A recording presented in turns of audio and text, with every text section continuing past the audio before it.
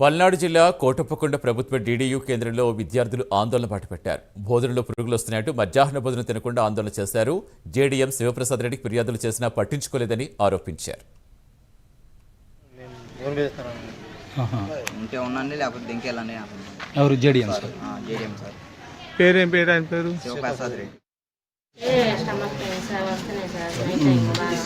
లేడీస్కి బాగా అంటే మంత్లీ వచ్చే వాటిలోనైనా కానీ హెల్త్ ఇష్యూస్ వస్తున్నాయి బాగా.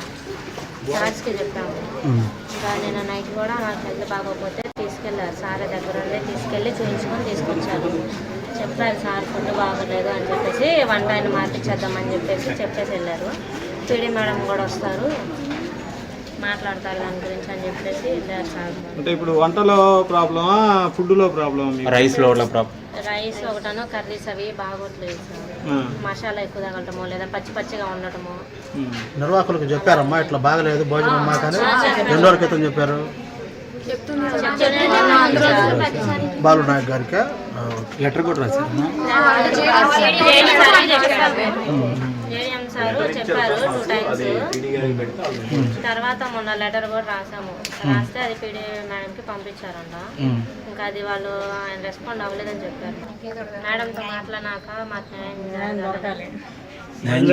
అంటే మీకు న్యాయం జరిగితేనే తింటారు. చెప్పారు సార్ మాకైతే. మేడం మాట్లాడినాక